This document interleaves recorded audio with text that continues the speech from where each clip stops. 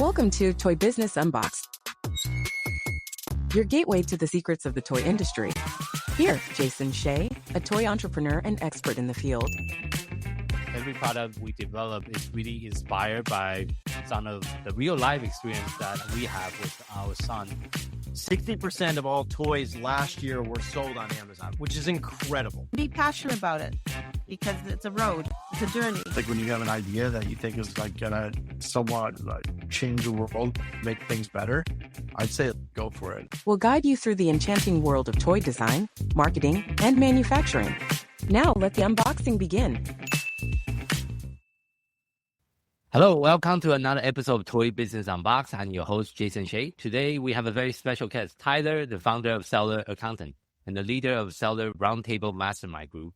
Tyler has, over the year, helped multiple e-commerce sellers maximize their businesses, totaling over $100 million in annual sales. In today's episode, Tyler and I is going to be focusing on talking about some very exciting topic, macroeconomic and finance. This is a topic that some business owners avoid to talk about and because they don't like to talk about numbers as much. But we'll be talking about the impact of the interest rate and also how is it changing the customer behavior. Also, we'll be talking about cash flow, profitabilities, and also building lasting relationship with the customer. So thank you so much for joining us on the podcast today. Absolutely, Jason. Thanks for having me, buddy. Good to be here.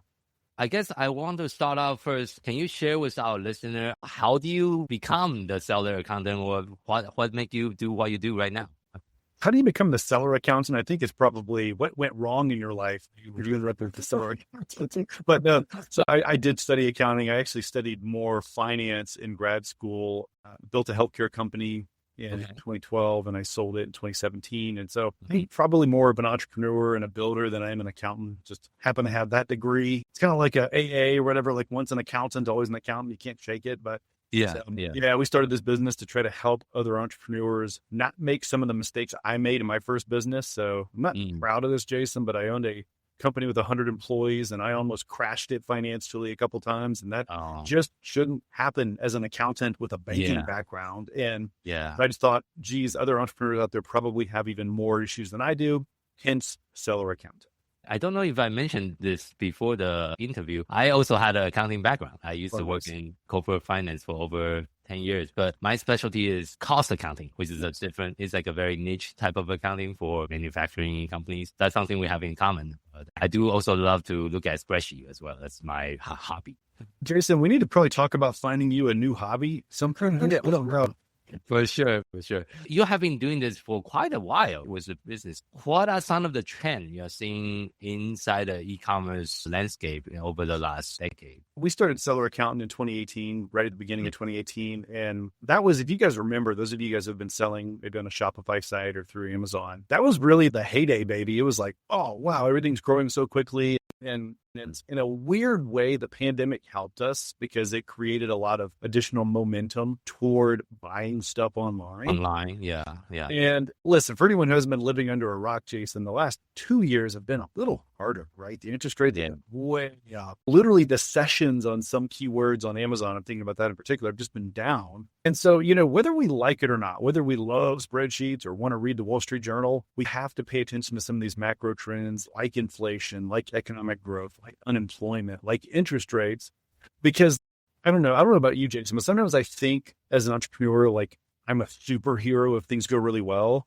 but I'm also like a complete idiot if things go wrong. And sometimes we're just lucky to be in a good market. Maybe we're not as much of a superhero as we thought. And then 6 months later, we're in a garbage market and maybe we're not as much of an idiot as we thought. We're just having to figure out how to navigate the current environment. I agree. I usually use the term entrepreneur roller coaster.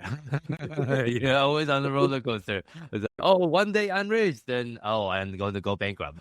It's like typical entrepreneur roller coaster. We need to adjust. And since you mentioned about the interest rate, I think Fed just cut the interest rate by half a point too, right? They did, yeah. So we got 50 basis points relief. I don't know when you'll post this podcast, but very recently, we just got our first interest rate decrease. I think it was 4.5 years or something like that, Jason. So let's talk about toy manufacturers or sellers in general. what impact does this have on me? Well, it makes it a little bit easier, Jason, to borrow money. It's going to, I think, over the next few months. And it makes it a little bit less expensive to try something new. So you guys got to think about it this way. Like every kind of minute increase in interest rate means that every experiment I run has higher stakes. So if I have a really low interest rate environment, I can take lots of risk and try new things. And if they fail, man, I can just borrow more money. But when the interest rate environment is really tough, like it has been these last 2 years, I have to very carefully pick my battles. I'm not going to launch 5 new toys. I'm going to launch 2. I'm not going to go into 5 different countries. I'm going to go into 1. And I think what we'll see here, Jason, is as rates come down, it'll be slow. People can start opening up the throttle just a little bit. Here's a quick warning. You guys, if you're still in business right now, because guess what? Some of our clients didn't make it through this tough last couple of years. But if you're still in business, it means that you worked really hard to manage your interest expense and your loans and your cash. You worked really hard. My encouragement is to don't stop doing that. Now that we have this lesson of a little bit of a lull, let's keep running our businesses by the numbers. Let's keep an eye on our cash flow so that we can actually make money through this next 2 years instead of being stressed out. That actually is a perfect segue to the next question I want to ask. Is since you have been working with so many different e-commerce based businesses, not just within the toy industry, but all across the different vertical, what are some of your advice when you are advising other brands about managing cash flow, which is one of the hardest part when you're running an e-commerce brand, because there's a lot of money going in and out when you're buying inventory, paying for your containers, etc. Do you have any advice? Yes, I do have advice. It's in fact, I would say like cash flow is the thing. I had a friend of mine say this last year, and it's been so true. The consequences of running out of inventory suck, but the consequences of running out of cash equals death. And so we're going to fall off the ditch. I really hate cliffs. And when it comes to managing cash, what we learned over the last 18 to 24 months, Jason, is that has to be a priority for every single CEO, every finance team, every operator out there. And so let me give you a couple of practical nuggets on how I would view maybe managing cash. First things first, guys, you got to have real bookkeeping. You have to have real accounting so that you can understand your cash cycle and which parts of your business generate money and which parts of your business take money. The first step is to just make sure you have decent books. Step 2 is that you've got to build some kind of, even if it's rudimentary, build some kind of a cash plan or cash forecast. This literally could be as simple. If you don't want to do a long-term plan, get a spreadsheet and every column is the next week. Week 1, week 2. Oh, that's the one I have. Yes. We're back to Jason's hobby here of spreadsheets, right? Yeah. But guys, literally just put like up at the top, cash balance. And here's the expected smiley face news. All of my deposits coming from Amazon or Shopify or PayPal or wholesale accounts. And below that, all my sad news. Here's my credit card bill. Here's my payroll. Here's my PO that I have to pay my supplier in China. And so my expected ending cash is just a quick math problem. And then guess what? That ending cash becomes the starting cash of the next column. It's the next column. Don't go out 100 weeks, but go out like 5 to 6 weeks so that you don't have the thing that I've had before. I don't know if you've ever experienced this, Jason, but every entrepreneur has the moment in the fetal position at 2:00 in the morning where they're like, oh, Lord, I just need to make that one wire go through tomorrow. Please bring me back. I'm trying to make payroll. Yes. I'm just trying to survive tomorrow. And so if you just put out this little, guess what? American Express tells you 4 weeks in advance what's going to come out of your account for that payment. Yeah. You know what that PO is going to be next Friday. Go ahead and put it in a plan if you're going to run out of cash today instead of waiting till the day of. Yeah. And something has been talked about, not just in the e-commerce space, but just overall business in general, the concept of profit first. I don't know if you also teach your client about this concept, and if we can also educate for those of you listener that doesn't even know what that means. Can you talk a little bit? So, profit first. There's a guy, his name's Mike Michalowicz, wrote a great book called Profit First. He wrote it about a decade ago, but it's so easy. It's almost like the old envelope system. I don't know if you remember when you were like 21 and you didn't know how to budget money yet, and your mom was like, hey, put your eat out money in a envelope, and then when that envelope's empty, don't spend any more money, like that kind of thing. This is a little bit more sophisticated for businesses, for e-commerce businesses in particular.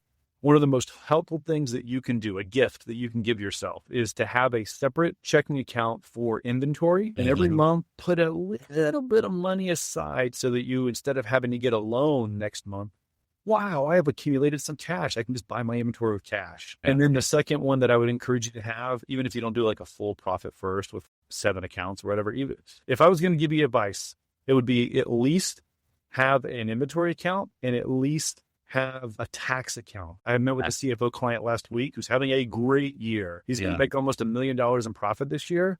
Buddy, he needs to make sure he's got that 350 to 400K in the account. Uncle Sam doesn't come get it next year. For what it's worth, I think that's a good way to make sure you don't run out. I see. And I think the concept is you also have a account for OPEX, like a holding account.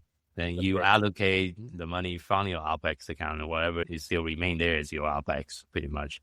It's a great book, by the way. If you haven't ever read the book, I feel like it's one of those must-read books, even if you only implement little bits and pieces of it. Mike Michalowicz, Profit First, no-brainer. Actually, one of my peers, one of the bookkeeping firm owners in America here, I think her name's Cindy, wrote a Profit First version just for e-commerce, and it really goes into... I read that book too. She's fantastic. She's a lovely lady. I know her and her husband well. They run a good business there. We're like friendly competitors, but like she did a great job of taking Michalowicz's words and applying it to an Amazon business, Shopify. So I would highly recommend her. Yeah, because the inventory component is the most different compared to other businesses, because the inventory is so key, just like you mentioned. So we definitely need to have money set aside. Sometimes I'm guilty of that myself. Not having enough money set aside for repurposing inventory. And since we are on the topic of inventory and profitability, how should a brand balance maximizing profitability while also try to stay competitive, especially during periods of economy uncertainty that we're facing? Yeah, because there's always a little bit of a tension, right? You're describing a natural tension. Anybody who's owned their own business feels this, where if I want to grow or if I want to be able to compete if my competitors are lowering prices, sometimes I feel like I have to compromise and like sacrifice profit to like keep the volume up. And I think my advice to you is that's okay. That's a normal part of business. If I'm in a category, let's say I'm in the toy category on Amazon and one of my competitors sells a similar game or a similar toy, and they're coming in hot on a particular keyword, or they're lowering their price a little bit. I have to make a strategic choice to say, I'm going to have to lower my profit margin a little bit to keep up with this competitor. Is that a good plan or not a good plan? And my encouragement to you, and by the way, this is why I love working with you so much, Jason, is that this is a lot of your expertise in terms of understanding that strategy. My point is, don't do this on accident. Make sure that you're actually having a board meeting kind of discussion with your team to say, hey, all right, our target profitability is 25% after advertising, after Amazon fees. This is going to put us down to 20% for 3 months. Are we okay with that sacrifice? We believe the ROI is going to be, we get to maintain number 1 position with this keyword or number 2 position with this keyword. I think if you just have this blanket, because guess what, guys? Let me be honest with you. Marketing teams need accountability. A lot of times we have a good marketing team and they don't know anything other than spend more money on advertising. Sometimes they need permission to spend more for a specific strategic reason, but it just needs to be intentional, because the answer, it depends. It depends. If I'm about to run out of inventory, I should not blow through inventory. I got to keep my price. Yeah, 100%. 100%. You also need to make sure you don't lower the price and sold out. That's actually a very bad move. So the other thing I also want to talk about, because you do the financial planning, but one thing I noticed when I'm talking to clients, a lot of the clients have a P&L or profit and loss statement, but they don't have a balance sheet for whatever reason. That's like very common in the e-commerce space for one reason or the other. What would you say to the people that doesn't have a balance sheet right now? I think one of the most common things, and by the way, this is not a bad thing. If you're just starting out, you've just launched your brand, you're keeping your expenses down. Maybe you're not an accountant whose hobby is to play in spreadsheets. Like Jason, the most important thing you can do, if you're like, I'm saying like less than 10K a month of revenue, is I have to know what my unit profitability is on, like, I'm just using Amazon as an example. So I'm going to go buy a tool, a Helium 10 or Seller Board or whatever my favorite tool is. And I'm probably going to choose to use that tool almost like a P&L, right? Because it has my sales, it has my refunds. Yeah. But guys, once I reach a certain volume, and for me, this has always been maybe 25K a month in revenue, somewhere around that point, I can't get away with just using a dashboard to run my business anymore. I actually have to have an accounting system. The reason this is so important is sometimes those dashboards will lie to you, man, and they're not trying to. But sometimes there are more refunds than they capture, or the impact of sales tags if they're going through the wrong data source on Amazon. At the end of the day, a balance sheet is a list of everything I own and everything I owe. I'm the CFO for 9 figures a year of e-commerce sales, and I never believe a P&L until I look at a balance sheet first. Because guess what? It's something which where I'll give you a concrete example. I was helping a client a couple months ago, and I looked at their P&L I made a mistake. I went to the profit and loss statement first, and I'm like, wow, I've had an amazing year. This is incredible. I've never seen margins like this before. Yeah. And then I go and I peek at the balance sheet, and I think it was some outrageous account was like negative $500,000 on their balance sheet. Just made no sense. Couldn't make any sense at all. And our team we've been misclassifying things in the wrong spot. Can't trust the P&L. And so for what it's worth, guys, don't be intimidated. If you go, by the way, the Seller Accountant YouTube page, we have lots of free content on how to read a balance sheet for an Amazon seller. This does not need to intimidate you. Learn the basics, and it'll make you much more successful at managing your business. Yeah, and since now we are nerd out about finance and financial statement, that's another thing I want to talk about. This is a little bit more technical for the listener that doesn't have a finance background. What is your opinion as far as using accrual-based accounting versus cash-based accounting when it comes to e-commerce financing? Currently, my business that we do use accrual-based, and I advise all my clients to use accrual-based so you have a more accurate picture of what is really going on month to month instead of having a huge dip when you pay a $5,000 for an incoming container, for example. But what is your take on it? Yeah, I agree with you completely. So guys, if this is new to you and you're like, oh my God, these two nerds are talking about accounting, just know this. Cash basis accounting, it hits your financial statements like your P&L when you stroke the check. If the wire goes to China to pay for my inventory on that day, that's when I expense it if I'm doing cash basis. If I'm doing accrual basis, I'm going to wait. I'm going to put that when I spend money to buy my inventory, it's going to go into a warehouse, an inventory warehouse where I get to sit on that value until next month when I actually sell the units, and then I expense it. And the reason this is so important, Jason, is e-commerce has a really long cash cycle. What I mean by that is I might buy inventory today, like pay cash, and it might be 3 months before the inventory even arrives in the States. And then I need another month before I sell through it. In other words, the only way I can actually compare sales with the expenses it took me to make those sales is to do what's called accrual accounting, which matches things in the same month. Guys, I know we may talk about exits here in a minute, but I helped my clients through a ton of monster exits over the last 5 years. 0 of those exits happened with cash basis accounting. 100% of this we were involved with had solid accrual basis accounting. Really important. Yeah, and I think that sometimes some of the e-commerce business I talked to, they didn't do a very good job on doing the accrual correctly as well, like allocating, which is tricky sometimes because, okay, you have a container with 10 different products in it. How do you allocate it to per unit correctly as part of your cost of goods sold in your inventory? One of the most important things there, and again, guys, this is way down the nerd hole here, but if you're trying to say, how much did it cost me to buy this unit? And I might be tempted to try to load a little bit of the duty or a tariff and a little bit of the inbound freight. The most important thing is to be consistent. If I'm going to load my freight forwarding cost into my cost of goods sold, I need to have my accounting team do that every single time so that my apples to apples is similar. There are lots of correct ways to do that, Jason. And to be honest with you, we have clients that try to do accrual accounting, but still go ahead and expense like inbound freight charges right away. Like it's okay to do things because guess what? We're like juggling. Let's say we don't have a great inventory management software. Like we haven't spent a ton of money to spin up like a Finale or a Dearson 7 or something. If that's us, it's a real pain in the rear to load a lot of these ancillary expenses in. And so we might make the business decision to be like, most important ones are factory invoice and freight forwarder. Everything else, I'm just going to expense. I'm not going to worry about. And as long as I'm consistent with that, I don't get into too much trouble. Yeah.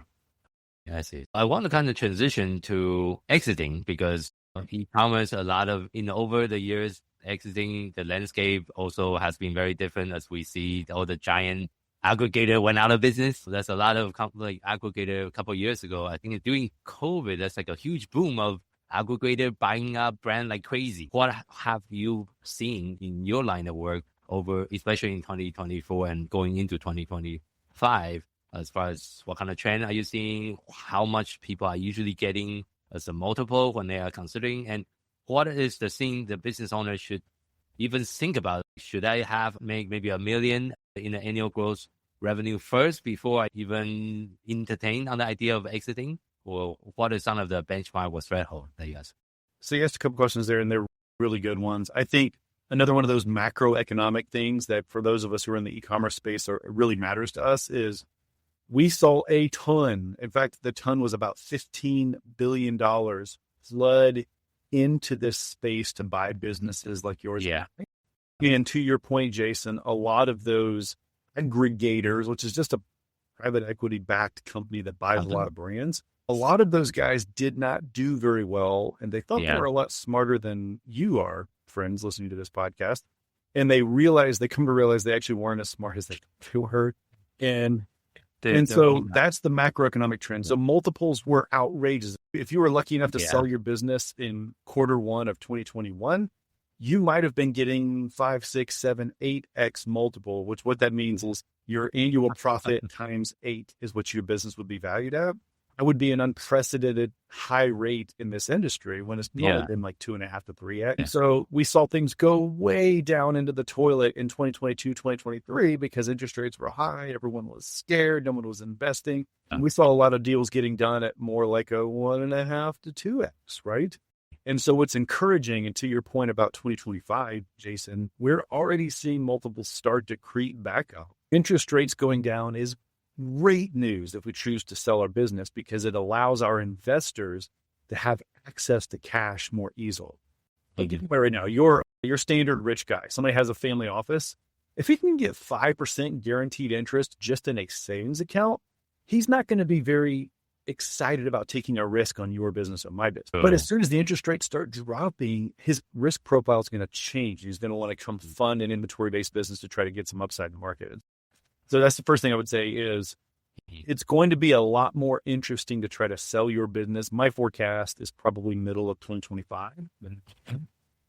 Not going to be 8x multiples like we saw 3 years ago, but probably more in the 3, 3.5, 4x, which is going to be a great. So you got to be ready for winter because you and I don't know. We can't time the market. We don't know when it's going to be rosy. What we can do is we can choose to be ready for whenever it is rosy. So that's a perfect transition to my next question. How do you get ready for exiting strategy? So there's a couple of things. Let's say, Jason, you and I are talking. We're buddies. We're hanging out. And I say, Jason, I think I want to sell my business some.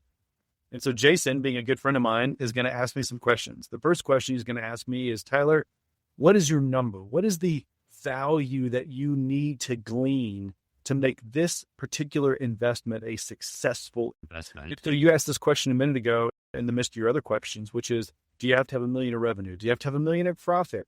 And the answer is it really depends on what your objective is. So guys, I've now sold 2 businesses and someday I'll sell a 3rd business, right? And so my question the answer to this question for me has changed. The first time I ever sold a business, 100% of my net worth was tied up in that business. I got nothing else. It was my entire universe was this baby. And I needed to try to sell it earlier because my risk profile was really high. For my second business sale, Emily and I had a little bit of capital. We were a little bit healthier financially. I could afford to wait and let that business mature and maybe get a slightly higher number for it. And maybe with my 3rd business, it'll be even more. And so this is a very personal question, but let me give you a quick case study. I had a friend, a really good friend of mine. His name's Todd. And Todd, actually, I walked him through this process. He knew his number was like 3.5 million was what he wanted for the business. And during the feeding frenzy of the aggregators, one of them reached out and offered him that number, feeling some FOMO, Jason. And he didn't listen to his number. And he said, no, let me go keep shopping. And guess what? That was right when the market started turning back. And he still exited, but it wasn't at his number. So my advice to everyone out there is take some time. This is probably a personal, get alone with a journal, get alone with your spouse, like maybe a prayerful. This is an important decision that what is my objective?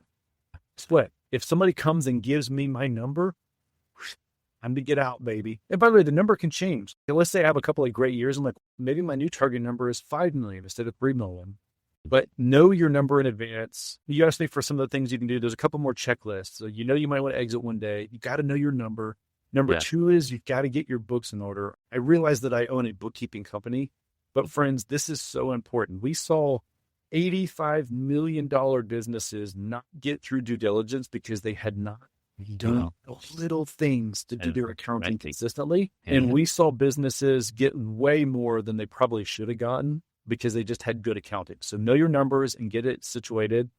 Third thing is take a little bit of time to document your processes. I know that looks such a nerd thing to do, but guys, I don't want all of your processes. I want your 20% that are most. And here's a quick hack. If you ever use assistants or VAs to do your work, literally just record a Loom video. It's free. Just record a Loom video showing your screen and saying, here's how I clicked here to place my PO, and here's how I did this.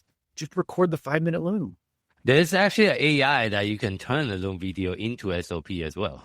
I know, and it's interesting. I've seen some of those tools, Jason. Like literally, guys, for less than $100 a month, you could make bulletproof SOPs that would be easy to transfer to a new owner. Finally, what I would say is, as you get closer to exiting, do your buyer a favor and put a very sexy roadmap. Like, for instance, let's say that I've launched 5 toys and they've been pretty successful. I want to have my next 5 toys envisioned out so that when I go to my potential buyer, I can say, hey, look how good we've done. Look where we're headed in the future. Because guess what? The buyer needs to be a believer in the future of your business. Yeah. And one thing I also want to mention, especially within the toy industry, the more patent or IP you have, that will also help with exiting multiple, in my opinion. Do you also agree, Tyler? Yeah, it can make a huge difference. I totally agree. And one more quick point in that, a friend of mine, Joe Valley, wrote a book called The Exitpreneur. I do recommend this if you're thinking, how do I do the blocking and tackling of getting my business ready to sell? I think it's probably the best $15 you could spend on Amazon is just buying Joe Valley's book. You also own the agency that he helped you with exiting too, right? He does, yeah. He's one of the founders of Quiet Light Brokerage. They do a good job. Yeah. But even if he didn't use his brokerage, you may choose to. They're great guys. I think they do a wonderful job. His book is just gold because he's walked through hundreds and hundreds of these deals with e-commerce brands. And in particular, he's seen all the things that kill deals, all the things that make it less likely you're going to get paid. He's able to go into a lot more detail than you and I can on this little podcast. Of course. And thank you again for being on the podcast and sharing all your experiences. But one of the questions I'd like to ask to wrap things up is, if you have to just share one piece of advice to someone that's new and getting started in the toy industry as an e-commerce entrepreneur, what would you tell them? I think my general advice right now for online product sellers is, first of all, make sure you do something you're passionate about. I love solving problems that matter to me. Jason, that's what I've always loved about your story, the products that you developed to address the need that was so meaningful to your family. That's because it's a passion project. You care. You're going to grind through the hard stuff if you care about the problem. The second thing is, guys, if all things are equal, I love higher value products. If I could somehow get my retail price above $30, above $40, above $50, I have the power to absorb a much higher level of fees, a much higher level of logistics. I don't really want to start my business by selling like a $3.99, $3. So I think all things being equal, if I could find honestly, even better, if I could find an $80 toy, find something that would generate enough value that there's $80, and I would really work hard to develop relationships with my suppliers once I've tested it. Guys, I can't tell you how important this is. Like, your ability to dust off your passport, fly to wherever your supplier is, develop a meaningful relationship can give you a competitive advantage. But for people that are starting, I would maybe start with those two things. What's something I care about? What's something that really hats me off? When my kid broke this toy, it really pissed me off. Let's make that toy better. And then the second thing is just making sure that you have higher value products where you can test. Thank you so much for those advice. So where can the listener audience find you online? Yeah, so selleraccountant.com, bookkeeping, CFO, get your stuff in order, get ready to sell. Seller Accountant has a wonderful YouTube page. Return on Podcast is our little show. And then me, Tyler Jefcoat, I post a lot on LinkedIn. We have some content on X and Facebook as well. I do lead a mastermind for 7- and 8-figure e-commerce brands called the Seller Roundtable. So again, the nice thing about having a weird last name like Jefcoat with one F is that if you Google me, you can find my bald self somewhere. Okay, but thank you so much for being on the podcast. For the listeners, thank you again for tuning in to this episode of Toy Business Unboxed podcast. We hope you enjoy the conversation and find it insightful and inspiring. If you like what you have heard, be sure to subscribe to our podcast on your favorite platform so you never miss an episode. We really appreciate your support and would love it if you can leave us a review and share the podcast with your friends and colleagues. For more resource tips and the latest update within the toys and gaming industry, visit our website at toy-launch.com. Join the conversation and connect with us on social media using hashtag Toy Business Unboxed. We'd love to hear your feedback and suggestions for the future episode. Until next time, keep innovating, keep creating, keep bringing joy to toys. This is Jason Shea signing off on Toy Business Unboxed podcast. I'll see you in the next episode.